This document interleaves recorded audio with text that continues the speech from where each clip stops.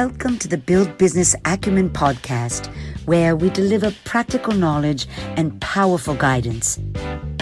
Before we dig into this expert talk on customer service, the secret weapon of marketing and sales with Stephen J. Manning, I will tell you about what happened to me this week.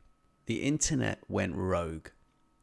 Apparently, some overzealous construction crew decided my building's internet connection was public enemy number one. Annoying, absolutely. But there is a silver lining in all of this. This little digital detox forced me to dust off my old pen and paper for some goal planning. It wasn't easy, but it was really worth it. I did a 10-year plan, I did a 6-month plan, and a 1-month plan. But I had to do it. You got to do what you got to do. But this whole internet fiasco unearthed a number of great expert talks from my archives, including this one. And this one is a conversation about the ever-present struggle that is telco customer service. And in fact, many other corporations and businesses. Let's be honest, folks. It's never been very good. And in many cases, it's still stuck in the dial-up era, if you know what that is. You might be too young.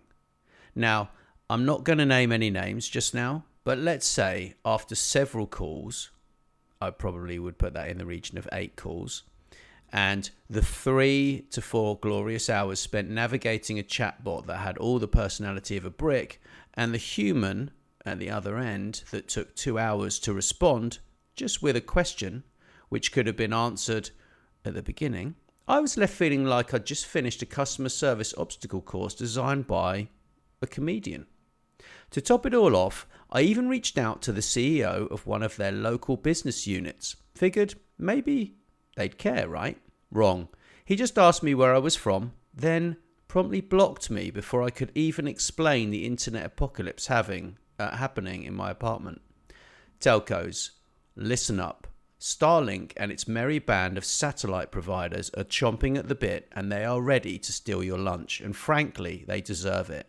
This is the reality for us normal folks. Terrible apps, glacial response times, and processes so convoluted they make Kafka weep. The only saving grace for you, telcos, is you haven't had much competition, but that is changing faster than you can say low orbit internet. Believe me, the second I have a shot at switching, I'm out of here. Speaking of switching, are there any Starlink users in Europe out there? Do hit me up. I'd love to hear your experience on the good ship satellite internet.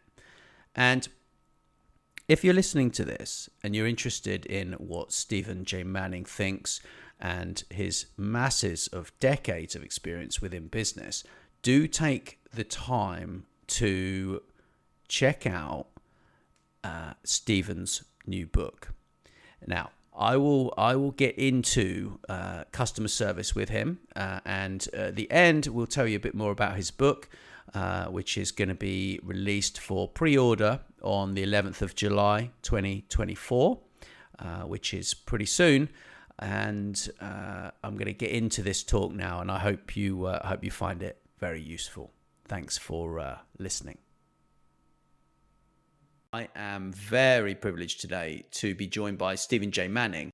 We are going to talk about customer service. And Stephen J. Manning, if you don't know who he is, he's a gentleman that I've been working with quite a while now. And he actually took a nearly bankrupt business and turned it into a $1 billion marketing business. It was a very large marketing business in the US, and he started working there when he was, I believe, in his 20s, and over a 20-year period grew it into a massive business with millions of square feet of warehousing, lots of customers. Some of the stories that he has are absolutely brilliant. But, you know, I personally have an experience within customer service myself from working within off licenses. So we have a lot to talk about. This is going to be a really interesting conversation. And welcome, Stephen. Lovely to speak with you again. And thank you for joining me. It's great. It is my pleasure every time. I enjoy it. I enjoy every time we get together, which is often. And I learn from every one of our conversations. Again, those are frequent. Thank you. Likewise, likewise. So, I mean, before we started recording, we sort of spoke about this, and customer service. It's very different, obviously, within different areas in the world. I mean, I'm joining you from Croatia. You're over in the US. You're in California, and I'm British. So there's a very very big difference between the American kind of expectations of click your fingers and it's going to get done immediately versus the European, I'm going to say European kind of mentality in most countries. I'm going to exclude Germany, I think, there and some of the other, but I think certainly Italy, Croatia, and Spain, and perhaps parts of France and other countries. So everything's very different in terms of expectations of people and also the behavior of the staff, right? Would you agree with that? Oh, entirely. The whole customer service paradigm has evolved, continues to evolve, continues to change. Some of the changes for the better, some is not. Now, if you move over to certain other parts of the world, certainly many parts of Europe that I'm very familiar with, I created a marketing business, a merchandising marketing business in many countries in Central and Eastern Europe, right when the Iron Curtain came down. And I will just say one little thing by contrast to my life in the United States. By the way, at the same time, our company in the United States, we were handling about 1 million customer contacts a year. So I guess you learn something over years. Over years, my very first piece of advertising in Central Eastern Europe was in Hungary, and as a matter of course, right there, I offered my guarantee, money, lifetime money back guarantee, no questions asked. I had a palace revolt from the staff and the lawyers. You can't do that. My God, that doesn't exist here. I said, why? Well, it doesn't exist here. Well, doesn't that make sense? What do you think is going to happen? I said, it's going to increase my sales dramatically. All the big agencies said it was insane. You're inviting lawsuits. It's terrible. And then a few months later, I happened to be doing an interview, national broadcast interview, and somebody said, there's no way you're living up to that. I said, we're living up to that, absolutely. Then you are a white dove among a sea of black crows. I am glad my father wasn't there to hear this. And then I said, oh, by the way, our return rate is just a tad over 1%. And I expect a 10. So what happened? Well, we went from nothing to multi-million-dollar business in 3 months.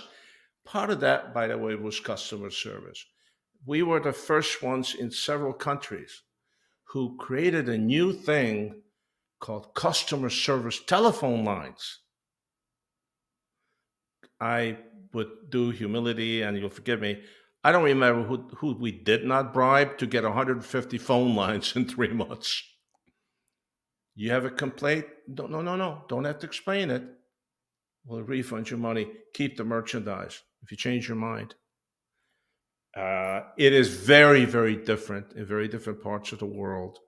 A good marketer, you are an excellent marketer, understands the value of customer service. And you and I talk about this forever. Selling something in sales and customer service are at least close cousins, if not siblings. One without the other. If you sell something, if you don't support it, you're going to end up with it unselling it. It's so much harder to get the money back. So expensive. Yeah. And Yeah. the biggest expense, of course, you lose a customer. Yeah. I mean, before we jumped on here, before I actually left the UK and moved here, I tried out a few different telecom providers. Yeah.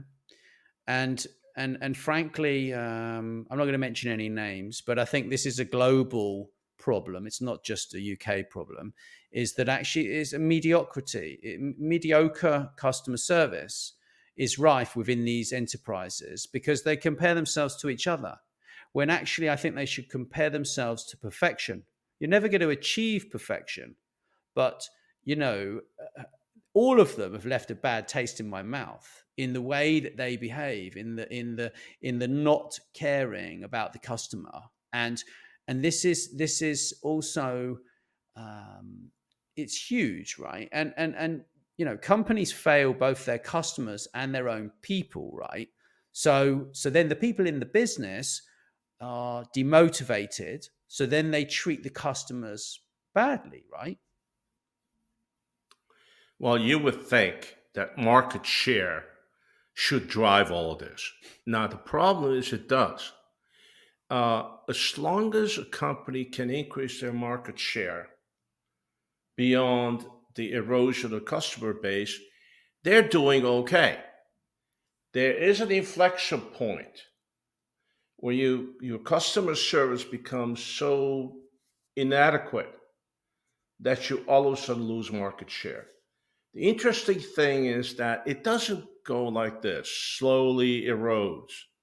There seems to be a paradigm where all of a sudden it hits a wall and goes like this. The infection rate of bad service can hit like a ton of bricks. All of a sudden, everybody's talking about how bad you are. You know what?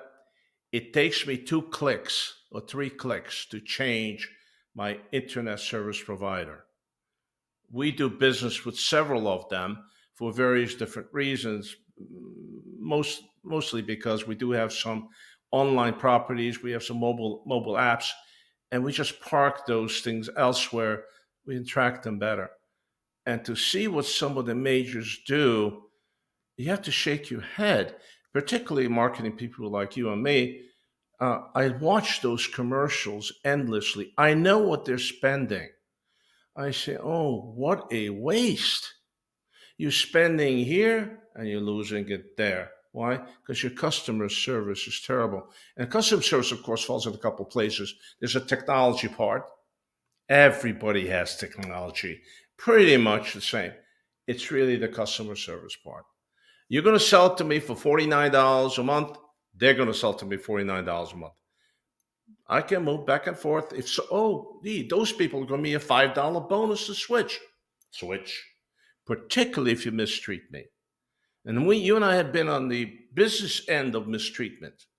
It's amazing how some of these behemoths, telcos, for example, when they dump on the customers with poor service, at the same time, they're really stressing out their customer service people.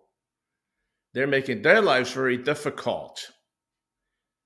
You lose customers, you have unhappy people. How does that benefit the business? It doesn't. It's deleterious to the business altogether.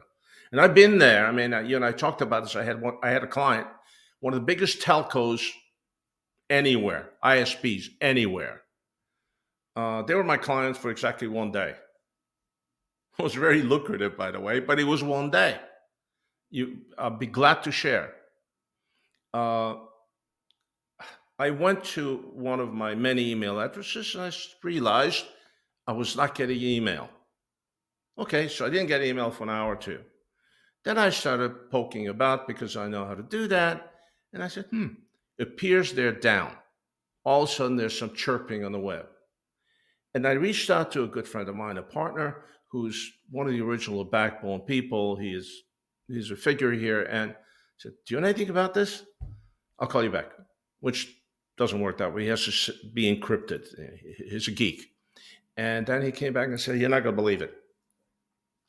One of the big nodes, big centers, got hit by lightning in Arkansas or someplace. I said, it's not possible to have a real tech company who doesn't provide for lightning in the South, in the Midwest. No. It's down. And I said, they might be millions of emails behind by now. Now, I know what happens when that happens. So I thought to make a tech support call. Why am I not getting email? 45 minutes wait. I get to talk to a very nice customer service person. And I said, "Are you guys down? Is the email down?" "Oh, no, no, no, no. No, it's not." I already know it's down. But 45 minutes on the phone with this young man who's telling me to do this, and this. Final step, sorry, you're going to have to reset your entire computer to factory settings. In other words, lose all the programs, lose all your data, and that should solve your problem. So I said, this poor guy spent 45 minutes telling me that the sun does not rise in the east. I already know you're down. So I finally said, how many of these calls have you taken today? None. Nah. This is all you've done today? No. Okay. An hour later, I was talking to a person who is in charge of something called customer experience. Whoa. No, we don't have a problem. I said, you got to be 2 million, 3, 4, 5, 10 million emails behind. No, sir. No. I said, wait a second. You have a note that blew up. How do you know? It's irrelevant. The poor man talked to me for 45 minutes and told me to destroy my computer. I said, how many of these calls have you gotten today? Well, I said, it's my opinion that you've gotten 10,000 of them. And you have 2,000, 3,000 customer service reps? Well, that's correct. And they're all telling people to destroy their computers, and they spend all this time. And by the way, the ones that hang up on you, how often do they call back? My experience is they call back every hour. I'm still not getting email. Still not getting email. So what would you do differently? My answer to that was, do you work for free? I don't. Well, can you come and tell us? Okay. Next morning, 6:45 in the morning, I was on a plane to big city in the Midwest because they wanted to hear this for a fee that I was embarrassed to tell them how much I wanted for my day. It's so simple. To our point, how about when you take that call, your service rep says, may I call you Steve? Sure. We in America like first names. Man, you're not going to believe it, but we have a big center. It blew up, literally. Lightning struck. We're working on it. It's a mess, but it'll be okay in an hour or so, or maybe two. But we're working on it. Your email's not lost. It's coming. We're just a little delayed. Again, sir, you're not going to believe it, but we got hit by lightning. And then she said, oh, really? Well, like we should say that? Yeah. And then I said, then the next thing your service rep should say, by the way, if you give me your mobile phone number, you don't have to call us back. We'll let you know. In other words, as soon as we're up, you're going to get a text message saying, hey, we fixed the thing, we're up. Sorry for the delay. Well, how does that work? Oh, good Lord. You take all the mobile numbers, stick them in a server that serves up text message, SMS, and when you push the button, you send out 10,000 of those in a matter of a minute and a half. And then you're going to have people on the other end saying, nice company. They owned up. It's not their fault. It happens.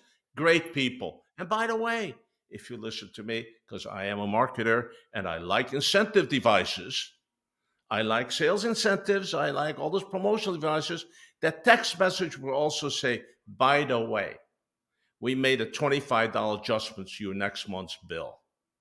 Thank you for being our customer. Yeah. They looked at me as if I had sustained brain damage. That meeting lasted about 2 hours because we started talking about family and the weather and skiing. And I said, what happens? I said, how can you do this to a couple thousand people answering phones who are lying for 45 minutes over and over again to people? At some point, they know it's wrong. It's shocking. And they're having people destroy their computers. How do you do this to your own people? It's shocking. They said, oh my God. And they told me that whatever I charged them, which was embarrassingly much, it was really worth it. Yeah. Punchline. Do you think they did that? No, Do you think they implemented that going no, forward? no. Which is why you work for them for one day. But like if you look at where we are right now with the state of AI, the state of how you can scale out call centers, how you can use internal AI systems, generative AI with use the knowledge base. You know, if these things are done properly, it would actually just be so simple, because it's like literally, you can scale up your call center with people that aren't even working for the company in a click of your fingers. You know this because you've worked in this industry for ages, right? Decades. And the quality that you can actually deal with inquiries on a website, because people don't want to talk to a customer service agent. They don't want to talk to someone. What they want is they want the social media channels to be honest, right? They want the information on the website. When they go to a chatbot on the website, they say, is the service down? Right? The chatbot says, oh, yes, we've been struck by lightning. We're terribly sorry. We're going to be issuing all our customers with a $25 voucher, and put in your mobile number and we will include you in that. Right? And then Done and done and done. it's a done and dusted deal, right? But I'm amazed at the sheer, it's not just incompetence, it's both. It's incompetence and lack of caring, lack of giving a monkeys, if you excuse my Cockney slang.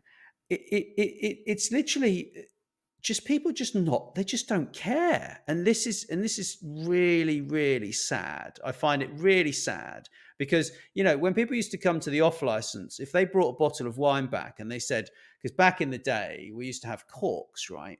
I remember when they brought in the screw caps, and that was a turning point for the cork industry. And then the corks actually got better and we had less corked wine. But sometimes you sell people a bottle of wine and they would bring it back because they just didn't like it. They just didn't like it. It was nothing wrong with the wine. They didn't like the flavor. They didn't like something about it. And they would bring it back. And I remember, I have fond memories of saying to people, oh, I'm terribly sorry, sir. Terribly sorry, madam.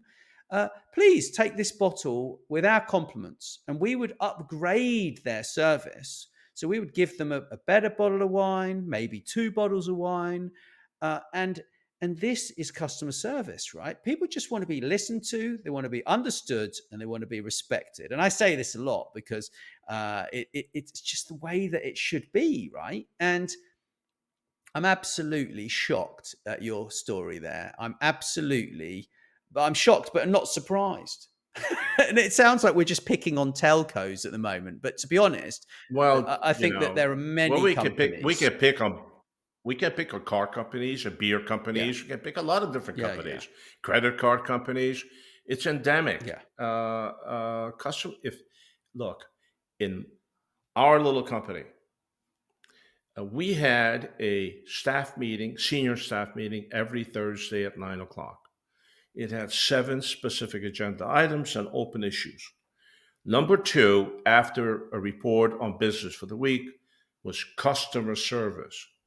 Every Wednesday midday, customer service put out a book, 36 pages, with customer service experiences of the preceding week, examples, so on, blah, blah, all of that. And remember, these good people handling 1 million of those a year. The book was, again, 36 pages. Now, if you were not conversant on those statistics, you didn't work for us anymore. And it was worse. And I stole this from UPS. Once a month, all our senior execs, with their attitudes and their fancy clothes and the fancy cars and the vacation homes and all that, once a month, they would go to customer service, sit at a desk next to an agent, and take calls and handle correspondence for an entire shift. How happy were those execs doing that? Not particularly.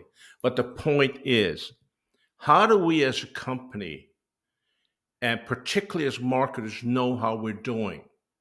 if we're not directly listening to our customers. And it's the same for me in marketing, as a mass marketer, if you will. Customer service is exactly the same thing. It's a one-on-one relationship done a million times. So every one of those letters, every call, every outreach, every web contact is one-on-one. Because again, I need to save that customer. And the other extension to this whole idea of, come on, customer service is your report card as much as sales are.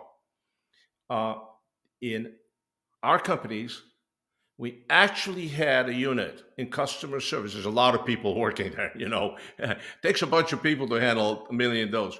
But there was actually a marketing team dedicated to customer service who figures out how to convert the complainer into a better customer. Nat Schooler's bottle of wine, exactly the same thing. Sorry about that. You're absolutely right. How do I make this better for you? Here you go. They convert that bad experience to a sale or a better customer. And you know what? It's an amazing process because you get, a screamer. A lot of people, by the time they call customer service, they are really upset. Oh, yeah. They're just really upset. They want to yell at somebody. And you take that and convert that to a really happy customer. You people are very nice. Now, mind you, that customer service agent that spends 8 hours a day, every day, listening to that, being yelled at, being called names, it is such an uplifter if one of those 20, 30, 40, 50 a day says, "Thank you so much, Mrs. Johnson. You're so nice. I so much appreciate it." They go from screaming to wanting to burn your house down, "You people are the worst," to "This is a great company." Yeah. And your people benefit greatly. They just do. They're doing righteous work. Absolutely. And also it doesn't it cost, I forget the actual figure, but to obtain a customer costs way more than to maintain an existing one, right? Like it costs, is it like 10 times? I've forgotten the actual figure. I should know that figure. It's a multiple. And then when you have to refund someone, okay, I'm just giving back their money. Do you know what it costs to refund someone?